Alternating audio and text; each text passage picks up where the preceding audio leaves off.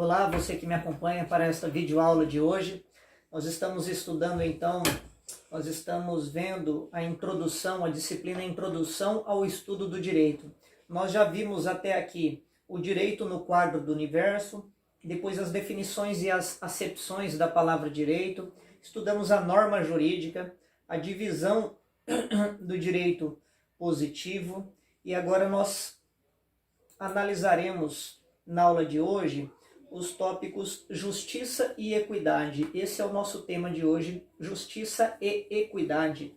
O conceito de justiça nós já vimos então algumas aulas atrás, que é a justiça na verdade é o grande tema do direito. E há hoje, como sempre existiu, um grande desafio por parte dos filósofos e dos doutrinadores do direito em conceituar o termo. Nós pegamos então o conceito lá de Ulpiano, conceito antigo, onde justiça é a constante e firme vontade de dar a cada um o que é seu. Então, baseado nesse conceito, nós estudaremos aí, então a justiça e a equidade. Erroneamente, alguns consideram então ultrapassada esse conceito em face da justiça social que se desenvolve hoje na sociedade moderna. Nós veremos o porquê. Porém, esse termo, mesmo alguns considerando que ele é ultrapassado, ele é verdadeiro, é válido para os dias atuais. Porque ele serve, então, esse conceito de dar a cada um aquilo que é seu, serve em determinada época, aliás, em todas as épocas, em todos os lugares. Porque ele traz um conceito de natureza formal. Ele é visto somente desse aspecto, do aspecto formal. Então, o que vai sofrer a variação é no sentido do que deve ser atribuído a cada um. O que eu devo dar, então, a cada um? Já que justiça é a constante e firme vontade de dar a cada um aquilo que é seu, o que vai variar, então, no tempo seria isso. O que é que cada um deve ser atribuído? O que deve ser atribuído a cada um? É isso então que se discute. Porque no conceito do capitalismo oposto ao socialismo, cada um tem a sua medida daquilo que seria, dar a cada um aquilo que é seu. Aquilo que seria principalmente no que se refere aos bens materiais. Então existe essa distinção hoje, essa diferença entre o capitalismo que vê de uma determinada forma o que deve ser dado a cada um e o socialismo de uma outra maneira. Mas esse conceito de justiça, ele não atinge somente riquezas, como Locke vai dizer, quando ele declarou que justiça existe apenas onde há propriedade. A justiça, ela pode ser o salário, a justiça ela pode ser aplicada quando o empregador paga devidamente, corretamente o salário do seu empregado. Então, esse seria um conceito daí que a justiça estaria se efetivando na prática. O trabalhador trabalha o mês todo e ao final do mês ele recebe o seu salário correspondente. Lógico que na maioria das vezes, por causa de uma regulamentação, de uma norma jurídica que determina isso. Uma penalidade que é imposta quando alguém comete um crime. Então, muitas vezes, esse conceito de justiça, ele não está ligado somente ao conceito de riqueza, vinculado à riqueza, a bens materiais e assim por diante. Justo, nós também já verificamos isso, ele tem esse conceito de adequado, de aquilo que é correto, e justo para o direito seria então em relação às riquezas, mas também ao mínimo ético necessário ao bem-estar social, ou seja, o bem comum, o bem-estar da sociedade, algo nesse sentido. E aí isso envolveria respeito à vida, à liberdade, a igualdade de oportunidades, que é um conceito bastante analisado hoje pela doutrina, principalmente no que se refere à justiça social. Você dar igualdade de oportunidades. Então a justiça, ela tem como grande característica a alteridade, ou seja, aquilo que se refere ao outro, à outra parte, tá? Em relação ao caráter absoluto da justiça, a justiça então ela tem um caráter absoluto? Sim ou não? Veja, do ponto de vista dos positivistas, eles admitem que apenas existe uma justiça relativa. algo que é inteiramente subjetivo. Então, variando de um grupo para outro, a justiça ela pode variar o conceito de justiça de um grupo para um outro grupo, ou até de uma pessoa para outra. Nós também já analisamos isso, o que é justo para um pode não ser justo para outro. Em uma lide, em um conflito, quando se é dada uma sentença, aquela sentença pode ser vista como uma sentença justa para uma das partes, e injusta para outra. Então Kelsen, ele considerava, que era um positivista, ele considerava a justiça absoluta uma grande utopia, ou seja, um ideal irracional. Numa racionalidade, ou utilizando da minha razão, eu jamais conseguiria realmente efetivar uma justiça de forma absoluta. Já a corrente naturalista, para os justnaturalistas, eles sustentam o caráter absoluto da justiça, porque a justiça seria vista como um valor, ou seja, o justo ele deriva do direito natural, aquilo que é eterno, que é imutável, que é universal. Então o que é justo em um momento, ele vai ser justo também em outro momento. O que é justo em uma determinada época, em um determinado local, ele vai ser justo também em outros locais e assim por diante, porque decorre dos princípios do direito natural. Qual a importância então da justiça relacionada diretamente com o direito, relacionada ao direito? A justiça então ela faz parte da essência do direito, daquilo que é fundamental no direito. É a legitimidade, é o que dá legitimidade à ordem jurídica. Ela se torna viva, se ela se torna viva, aliás, a justiça ela se torna viva quando ela deixa de estar simplesmente no plano das ideias e ela abrange também as normas jurídicas, ou seja, as leis. Quando a justiça está presente nas leis, aí ela se torna então realmente a essência do direito. Então, voltando novamente aos conceitos dos justnaturalistas, enquanto as leis se basearem apenas em coisas, nas coisas, na ordem natural das coisas, se decorre dos fenômenos naturais, essa lei então estará sendo justa, haverá justiça. Agora, se o ordenamento jurídico ele se afasta do direito natural, prevalecerão consequentemente as leis injustas. Então esses critérios que são relacionados à justiça, segundo os justnaturalistas, eles precisam se concretizar em normas, se concretizar em leis. Eles precisam, na verdade, consequentemente estar daí positivados. E já para os positivistas, não há importância na presença da justiça. Aliás, tanto faz para os positivistas se a justiça está presente no direito, porque o direito ele se compõe apenas de normas jurídicas que comportam qualquer conteúdo.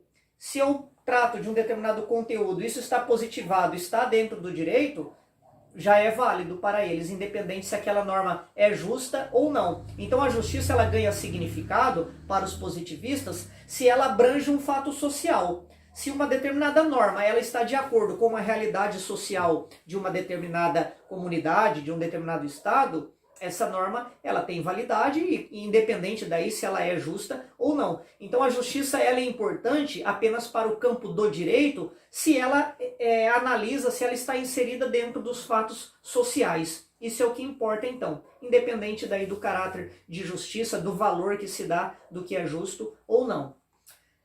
Quais os critérios, então, da justiça? Que critérios elas fundamentam, então, a justiça? A noção de justiça pressupõe a avaliação de alguns critérios. Eu preciso avaliar, então, os critérios para saber se existe justiça ou não. Quais seriam esses critérios? Primeiro,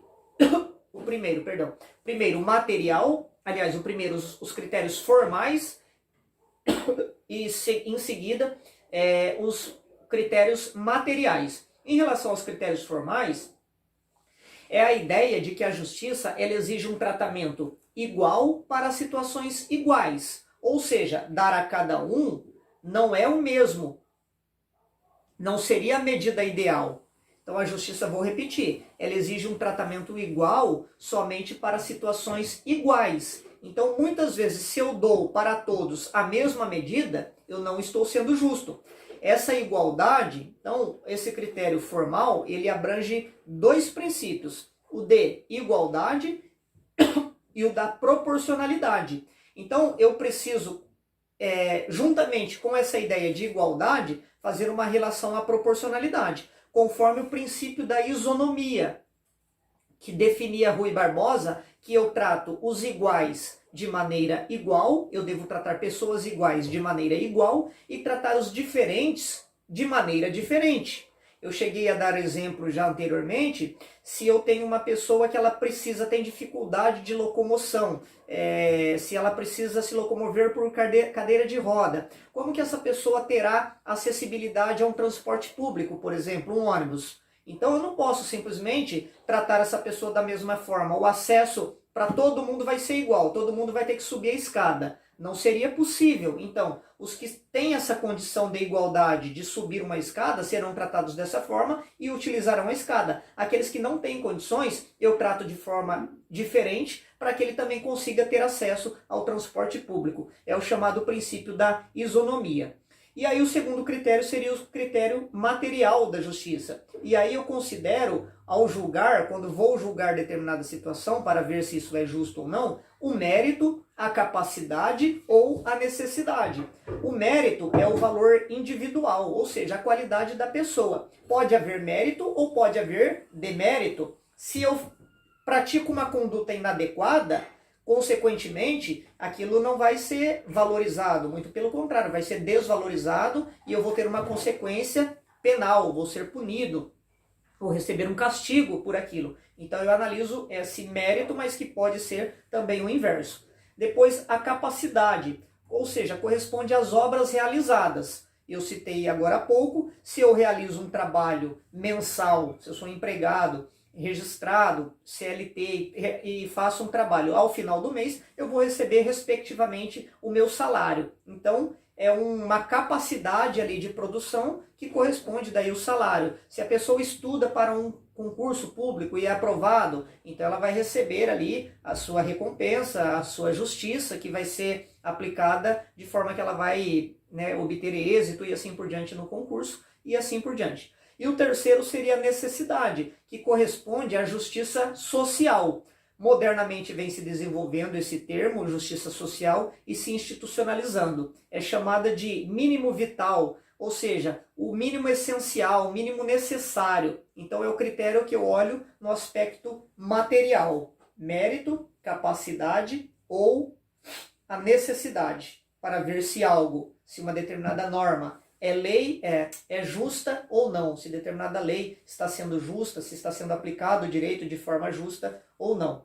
Então, analisando o aspecto formal ou os critérios materiais. Segundo a concepção aristotélica, que iniciou-se ali com Platão, Platão, na verdade, sempre se preocupou com essa ideia de justiça. Porém, ele defendia que alguns nascem no aspecto dele de justiça, em visão de sociedade, ele entendia que alguns nascem para governar e outros para ser governados. Aqueles que precisam ser governados, comerciante, militar, agricultor, auxiliar, qualquer que seja a profissão, estaria praticando a justiça desde que ele exercesse a sua função para a qual ele nasceu, a sua aptidão ali que ele teria para desempenhar as suas funções, desde que cada pessoa realizasse a sua função, ela estaria contribuindo para a justiça de uma sociedade. Aristóteles ele já desenvolve um pouco mais essa ideia e ele distingue a justiça em dois tipos, a justiça geral e a justiça particular. A geral seria a virtude da própria pessoa, nessa linha de pensamento aí de Platão, a virtude da própria pessoa. Já a particular, ele distingue ela separa em duas também, em distributiva e corretiva. Na distributiva, seria a repartição de honras e dos bens entre os indivíduos, de acordo com o mérito de cada um, respeitado o princípio da proporcionalidade. Ou seja, então essa divisão que se dá, esse pagamento, como eu disse, às vezes uma forma de retribuir por algo que a outra pessoa proporcionou, um contrato e assim por diante. Seria essa repartição, distribuição dos bens, de acordo com o mérito e proporcionalidade. E a segunda, que seria a particular corretiva, que se aplica em relações recíprocas, atingindo então tanto transações voluntárias, quando eu faço um determinado acordo ou deixo de realizar, de cumprir um determinado acordo, seria então uma particular corretiva, assim como as involuntárias, quando eu cometo um delito então, e aí sofro uma determinada sanção, eu estaria aplicando a justiça, o Estado, quem quer que seja o responsável, né? Hoje na nossa sociedade o Estado tem essa responsabilidade de praticar a justiça então dessa forma. particular, nessa concepção particular corretiva. Existem também os critérios a serem analisados da justiça convencional para a justiça substancial. A convencional decorre, então, da simples aplicação da norma jurídica aos casos previstos por lei.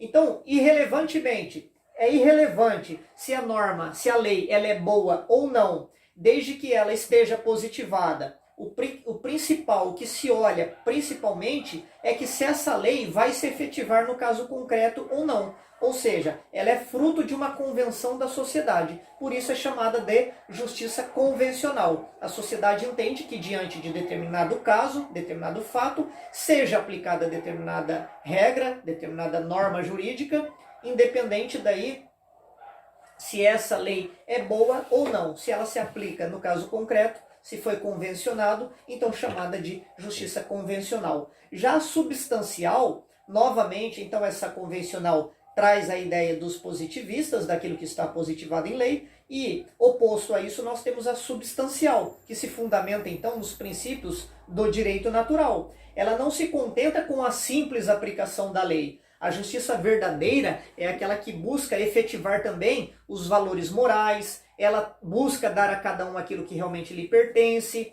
e aí ela se destaca nesse aspecto, algo que muitas vezes não está necessariamente descrito na letra fria da lei.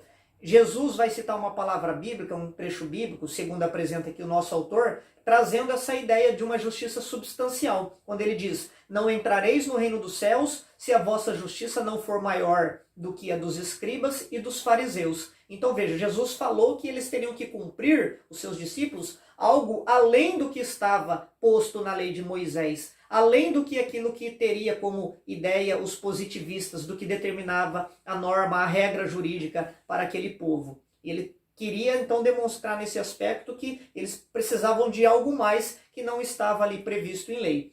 Quando a justiça convencional, que está positivada ali, que ela, dependente se ela é boa ou não, mas se ela está posta ali e ela se concretiza na sociedade, quando essa justiça ela se encontra com a substancial, ou seja, quando ela absorve esses valores da moral, da ética e assim por diante, essas seriam normas jurídicas legítimas, vamos assim dizer. Não dá para falar que perfeita, mas as adequadas, quando essas duas se encontram então. Tanto a justiça convencional juntamente com a justiça substancial.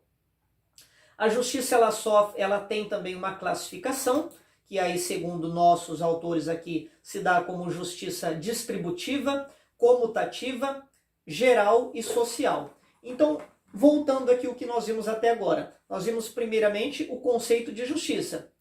Partimos da premissa de a constante e firme vontade de dar a cada um aquilo que é seu. Nós vimos que a justiça pode ou não ter um caráter absoluto, depende do ponto de vista, depende da doutrina. A importância, qual que é a importância da justiça para o direito? Para os justnaturalistas é de uma forma, para os positivistas é de outra. A justiça não teria tanta importância assim para os positivistas. E nós vimos depois os critérios da justiça, que podem ser formais ou materiais. Vimos então agora a justiça convencional e a justiça substancial e veremos então a classificação da justiça. A classificação ela é baseada então na ideia de Aristóteles, quando se fala da justiça distributiva e da corretiva. A justiça, atualmente então, trazemos, além dessas duas, trazemos a ideia então da justiça geral e da, modernamente agora, principalmente a ideia da justiça, a classificação como justiça social. Então vamos à primeira. A justiça distributiva. Ela apresenta o Estado como agente, a quem compete então a repartição de bens. O Estado seria o responsável então por fazer essa distribuição. Vamos um exemplo. O ensino gratuito, a área da saúde, o Estado ele se responsabiliza por isso. Ele pratica então essa justiça distributiva. O direito penal, a justiça penal também se enquadra, a responsabilidade do Estado, e aí se entraria também nessa espécie, nessa classificação. Depois a justiça comutativa, são aquela em que preside as relações entre os particulares, ou seja, relações de direito privado. Ela adota o critério de igualdade quantitativa, então. Ou seja, um contrato de compra e venda, como eu citei há pouco, eu estabeleço um preço, a outra parte ela vem e paga esse preço, que é correspondente ao objeto que ela recebeu, então ela é comutativa, né, de comum acordo ali entre as partes. É uma justiça que está sendo aplicada, no caso ali, num fato social, onde as partes convencionam e assim tem essa ideia, essa classificação. Depois a justiça geral. Consiste então na contribuição, essa geral traz uma ideia de todos, envolve a todos. Então é a participação da comunidade para o bem-estar comum. Todos contribuem então para que seja feita a justiça de uma forma comum. Um exemplo disso, os tributos que nós pagamos, né, os impostos que nós pagamos, as taxas e assim por diante. Quando um homem tem que prestar o serviço militar, então todos contribuem para um bem-estar comum, de uma forma então geral, tá? Anterior é o comutativo, um comum acordo ali entre as partes, e a distributiva, onde o Estado assume esse papel de distribuir alguns e repartir alguns bens, certo? E o quarto, que é o mais novo e uma classificação mais moderna, seria a justiça social, essa ideia de justiça social, que aí consiste na proteção dos mais pobres e desamparados, ou seja, mediante critérios que possam favorecer uma repartição mais equilibrada da riqueza de um Estado. E aí pode coincidir também com outras espécies que nós já vimos anteriormente. O salário do trabalhador, por exemplo. Então eu posso ser comutativa, em comum acordo, não é isso? Posso convencionar, porém ao mesmo tempo acaba sendo uma forma de justiça social. É isso que ampara a parte mais fraca na relação, que em tese seria o empregado. Nós temos aí, em relação a essa justiça social, apesar de ser uma ideia nova, mas na verdade ela já foi apresentada lá em 1891, na encíclica do Papa Leão XIII, quando ele vai fazer a sua encíclica Rerum Novarum, em 1891. E depois João Paulo II também confirma, chama a atenção para essa justiça social que deve ser realizada na sua encíclica também em centésimos anos, Papa João Paulo II. Atualmente, existem algumas chamadas ações afirmativas, que buscam então essas ações dentro de um Estado promover a justiça social. Exemplo disso seria as cotas para afrodescendentes nas universidades, seria uma ação afirmativa buscando então promover a justiça social. A reserva de cargo público para deficientes físicos seria então uma ação afirmativa para promover a justiça social. E aí trazemos a ideia de justiça e bem comum. Então quem segue essa linha filosófica que nós estamos aí vendo de Aristóteles, eles situam a finalidade do direito, buscam apresentar na finalidade do direito o bem comum. Nós temos visto isso desde o início do curso. O bem comum é uma das propostas apresentadas pelo direito. É um conceito um pouco mais amplo do que justiça. Justiça acaba sendo algo mais sintético, mais específico. O conceito então de bem comum ele abrange, envolve um pouco mais. Não somente bens materiais, tá? Mas também necessidade de paz, de liberdade e assim por diante. Então a justiça ela acaba entrando aí dentro dessa ideia, dentro do conceito aí de bem comum. Em relação à equidade, nós temos que a lei em si, ela não consegue prever e abranger todos os fatos que acontecem no dia a dia, que acontecem numa determinada sociedade. Então, torna-se necessário que o aplicador do direito, o juiz, ou quem quer que seja o operador do direito, ele possa fazer uma adaptação à norma, que muitas vezes ela é genérica e abstrata. E aí, precisa fazer que isso seja adequado ao caso concreto.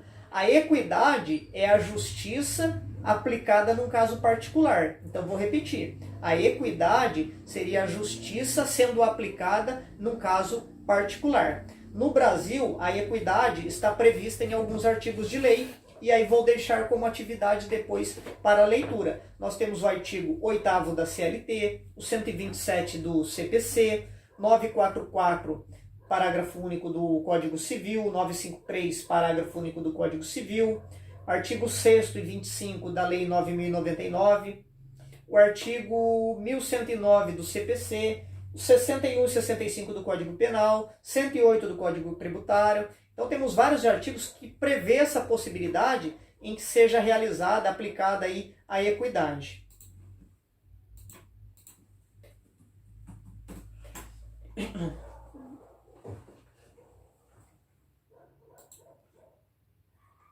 E aí, último ponto nosso a ser destacado seria as leis injustas. Muitas vezes as leis injustas, aliás, a incompetência ou a desídia do próprio legislador pode levar à criação de normas, de leis que muitas vezes são irregulares. Ou seja, leis injustas que acabam negando ao homem aquilo que lhe é devido, aquilo que lhe é seu, que lhe é próprio. No passado, muitas normas eram contrárias a princípios basilares, princípios primários aí do direito natural.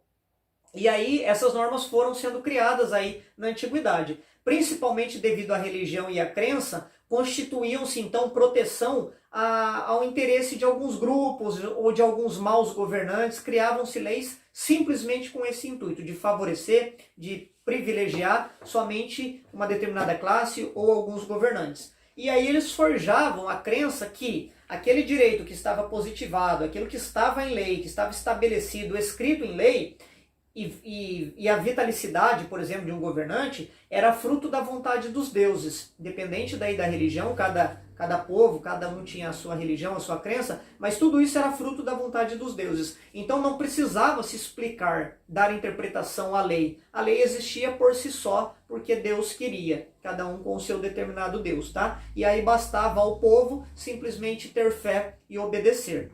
E aí existem algumas espécies também, uma classificação de normas injustas. As injustas por destinação, as injustas causais, as injustas eventuais.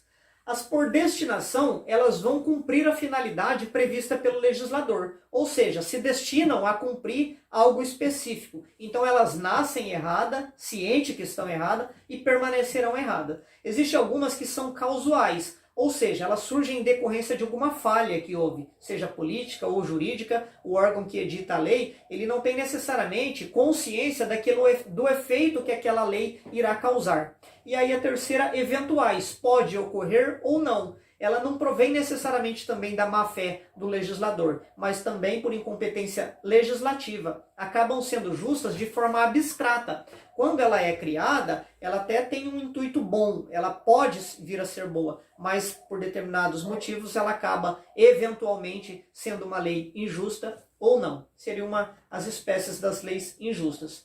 E aí eu pergunto, qual o problema da validade dessas leis injustas? Elas são válidas ou não? Vejam, quando eu tenho uma lei então no ordenamento jurídico que ela é injusta, como que eu trabalho com isso? Ela vai ter validade ou não? Os positivistas, eles consideram que as leis são válidas e obrigatórias. Por quê? Se elas estão em vigor, elas simplesmente, ou necessariamente, sempre serão relativamente justas. Então, para eles, a justiça está em segundo plano. Certo? O que vale é aquilo que está positivado, desde que esteja em vigor, ela seria então sempre válida e obrigatória.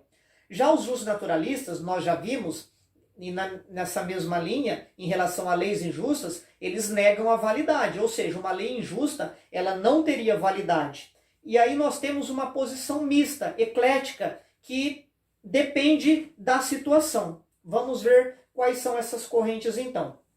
Nós temos aí Santo Tomás, que reconhece a validade das leis injustas naquelas cujo o mal provocado ele não chega a ser tão insuportável. Ou seja, se uma lei é injusta, mas é possível a sociedade conviver com ela, eu posso observá-la. Porque senão, se a sociedade deixa de observar uma determinada lei, isso pode trazer um transtorno, um problema muito maior futuramente para a sociedade. Então seria um critério ali de razoabilidade. Se ela não é insuportável, eu continuo aplicando essa lei, mesmo sendo injusta. Depois eu tenho John Rawls, que ele diz que há um dever de acatar as leis injustas. Eu preciso acatá-las, desde que elas não excedam certos limites de injustiça. Como a injustiça também seria algo abstrato, acaba sendo um conceito também um pouco vago, e aí acaba não dando muitas vezes o respaldo, a resposta necessária, se aplicaria ou não uma lei injusta, tá? Hans Kelsen, sendo positivista, nega então a existência de leis injustas, porque ele considera que a justiça é relativa. Já mencionamos isso. Injustiça seria eu não aplicar uma norma jurídica ao caso concreto. Se existe um caso concreto e existe uma lei que prevê aquele caso, uma determinada situação, então eu devo aplicá-la. Se não, aí é que eu estaria sendo injusto. Pessoal, concluindo, diante disso que nós vimos, da justiça e da equidade, de todos os conceitos, classificações, espécies, não cabe, aliás, ao operador de direito, nós que trabalhamos com direito, nós não podemos jamais abandonar a lei simplesmente alegando, essa lei é uma lei injusta, eu não vou aplicá-la. Precisamos hoje, com a evolução do direito, com essas ideias que surgem a todo tempo, buscar a interpretação do direito objetivo. Operador de direito, nós não trabalhamos com lei isolada, nós precisamos examinar, interpretar e aí ver a que sistema jurídico determinada lei pertence, analisar diversos aspectos, seja histórico, enfim, de todos os pontos de vista possíveis, constatar os valores princípios de uma determinada lei, de uma determinada regra, de uma determinada norma jurídica, comparar a lei justa, a lei injusta, aquilo nessa mesma lei, aquilo que ela pode ser justa, aquilo que o legislador realmente quis trazer no momento em que fez, em que editou determinada lei. E assim, a partir de diversos olhares, do direito natural, do direito positivo, com o olhar no direito pós-positivismo aí que surge, é possível então eu reaproximar todos esses conceitos que nós trabalhamos até agora. Ou seja, direito, justiça, moral, ética, aplicar os princípios gerais do direito, sem necessariamente deixar de aplicar a lei, sendo ela justa ou não. E aí eu vou analisar o caso concreto e ver determinada situação com esse novo olhar, tá? Seria uma das possibilidades que nós temos hoje. Diante de tantas correntes que vão surgindo, não simplesmente analisar de uma maneira fria, se uma lei é justa ou não, se ela é justa ou simplesmente se ela é injusta e somente isso. Não, o operador do direito hoje contemporâneo precisa ter um novo olhar, uma nova visão do direito e principalmente também no que se refere à justiça. Tá bom? Ficamos por aqui, espero que você tenha gostado da aula. Nós continuaremos aí na próxima aula com os conceitos aí em relação à introdução ao estudo do direito. Até mais.